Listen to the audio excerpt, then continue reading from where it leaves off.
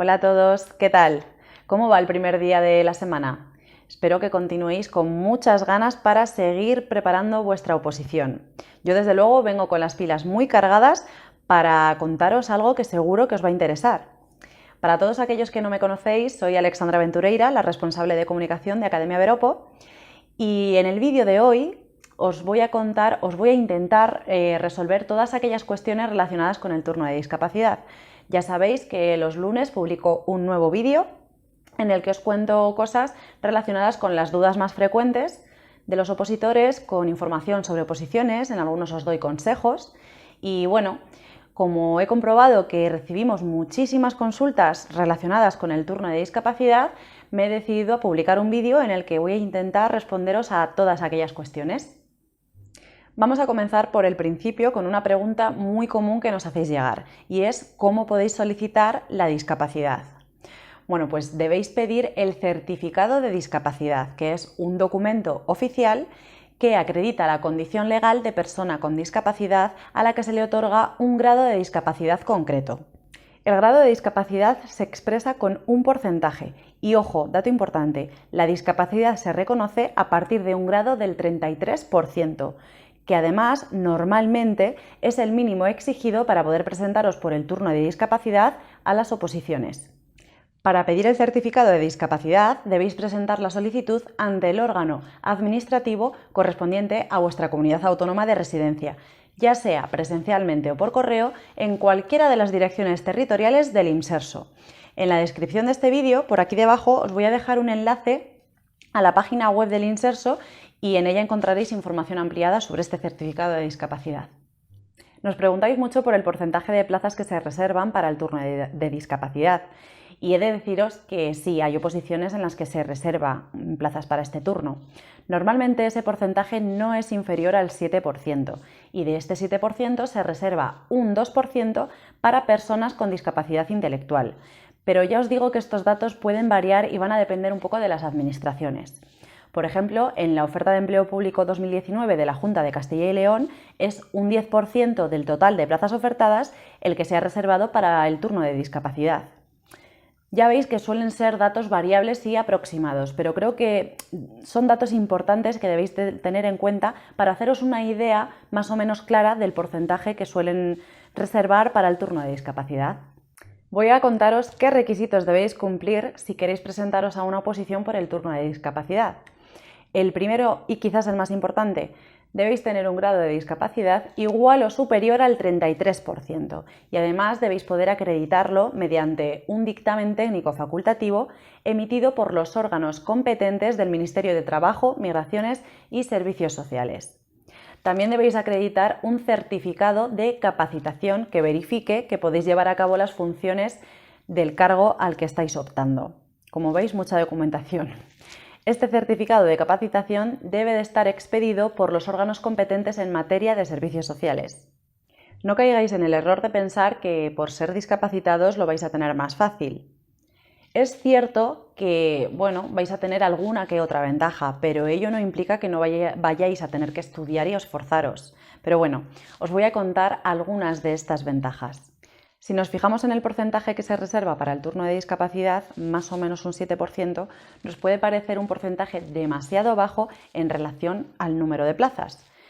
Pero la realidad es que este porcentaje otorga unas posibilidades a los opositores con discapacidad en cuanto al ratio opositores-plazas mucho más favorables que las que tienen los opositores sin discapacidad. Otra ventaja es que las personas con discapacidad están exentas de abonar las tasas de examen. Además, a la hora de escoger destino, una vez hayáis aprobado, las personas con discapacidad tienen preferencia para elegir su destino frente a las personas del turno general si tienen problemas de movilidad, desplazamiento, etc. Y una última ventaja. Los funcionarios con discapacidad tienen la posibilidad de jubilarse con menos años de servicio y acceder a las prestaciones sociales correspondientes sin apenas descuentos. Pero no todos son ventajas, como ya imaginaréis, también hay dificultades. Hay muchas oposiciones a las que una persona con discapacidad no puede presentarse, no puede acceder, mientras que el resto de opositores, en principio, puede presentarse a todas las que quiera. Esto, como es lógico, reduce mucho el número de opciones. Hay otras ocasiones en las que es el propio tribunal el que pone dificultades, como por ejemplo cuando una persona sorda y con dificultad para una expresión verbal fluida solicita realizar el examen de forma escrita. Bueno, pues ha habido casos en los que se le ha permitido y hay otros en los que no. A la hora de escoger una oposición adecuada para vosotros debéis tener en cuenta lo que he mencionado antes, que hay oposiciones a las que no vais a poder acceder. Por ejemplo, una persona que solo disponga de un brazo no es recomendable que se presente a la oposición de celador. ¿Por qué? Bueno, pues porque entre las funciones que lleva a cabo un celador ya sabéis que se encuentra la de mover pacientes, empujar camas, transportar material, funciones que le resultaría muy difícil desempeñar. Por otro lado, una oposición en la que el puesto requiera mecanografiar, por ejemplo, pues sería apta siempre y cuando esa persona sea capaz de desenvolverse bien con una sola mano. No obstante, el documento del que os he hablado en los requisitos que debéis cumplir, el certificado de capacitación, se suele pedir en las oposiciones y determina si vuestra discapacidad os inhabilita o no para desempeñar las funciones del cargo de la oposición a la que os presentáis. Por todo esto se ofrecen ciertas facilidades para que las personas con discapacidad puedan acceder a la función pública, pero el desempeño de las funciones debe realizarse, el trabajo debe estar hecho y no pueden ofrecerse ciertos privilegios a personas con discapacidad por encima del resto de compañeros en el trabajo. Por ello, si una persona con discapacidad no puede realizar las funciones del trabajo de la oposición a la que se presenta, no podrá ser funcionario, al menos de esa oposición. De ahí la importancia de saber escoger qué oposición es la más adecuada para vosotros. Pero ¿cómo escoger una buena oposición cuando ya habéis descartado aquellas a las que no podéis presentaros?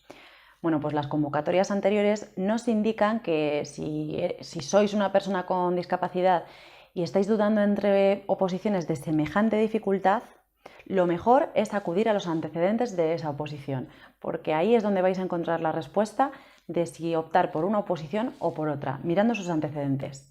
Otra cosa que debéis tener en cuenta es que quizás os interese presentaros a esa oposición que a priori puede parecer más difícil. ¿Por qué? Bueno, pues porque el opositor que acude por el turno general también va a tener que currárselo, va a tener que esforzarse y estudiar un montón para esa oposición difícil, pero a todo esto se le va a sumar una gran competencia, mientras que para vosotros puede que sea una gran oportunidad, porque si os esforzáis, os lo curráis tan bien y acudís a esta oposición, seguramente el nivel de competencia sea muchísimo inferior, por lo que tenéis más probabilidades de aprobar y obtener la plaza. Otra duda que nos planteáis mucho está relacionada con las adaptaciones de tiempo y medios. Y es que, por si no lo sabéis, para realizar cualquiera de los ejercicios de la oposición, si requerís necesidades especiales para poder llevarlo a cabo, podéis solicitar adaptaciones de tiempo y medios al tribunal. De este modo, se garantiza que todos los aspirantes puedan realizar el ejercicio en las mismas condiciones. Esta petición se realiza al presentar la solicitud para acceder al proceso selectivo, es decir, al echar la instancia. Por lo general, debéis acreditar vuestra condición de persona con discapacidad con el mencionado ya dictamen técnico facultativo. Bueno, pues en este mismo documento se debe especificar qué adaptaciones necesitáis para realizar cualquiera de los ejercicios del proceso selectivo. Si presentáis la instancia de forma presencial, debéis adjuntar este documento y si lo hacéis de forma telemática, como se está exigiendo últimamente, deberéis añadir este documento en formato digital en el apartado en el que indicáis que sois una persona con discapacidad. Toda esta información viene indicada en cada convocatoria, no os preocupéis, pero lo más importante es que tengáis claro que si requerís necesidades especiales para poder llevar a cabo los ejercicios, podéis pedir las adaptaciones de tiempo y medios que necesitéis al echar la instancia. Otra pregunta muy recurrente es ¿qué tipo de adaptaciones se llevan a cabo? Bueno, pues en ocasiones se tratará de tiempo adicional, pero se valorará si es realmente necesario, porque como ya os he mencionado, el objetivo es que todos los aspirantes lleven a cabo los ejercicios en igualdad de condiciones.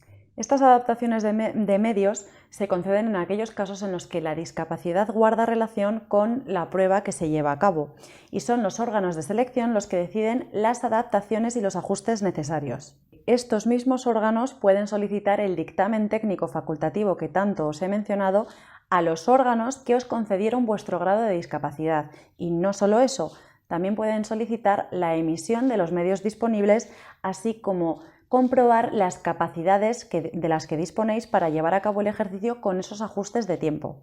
Vamos, que lo comprueban todo. En la descripción del vídeo os voy a dejar también un enlace que os llevará a la orden que establece los criterios generales para la adaptación de tiempos adicionales en los procesos selectivos para el acceso al empleo público de personas con discapacidad.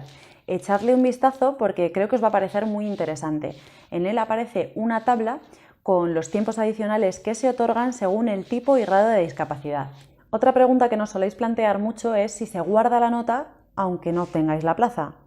Y bueno, depende de cada caso, pero es cierto que en las últimas ocasiones lo que nos hemos venido encontrando es que si una persona con discapacidad aprueba él o los ejercicios pero no obtiene su plaza, es incluida en el turno general por orden de calificación.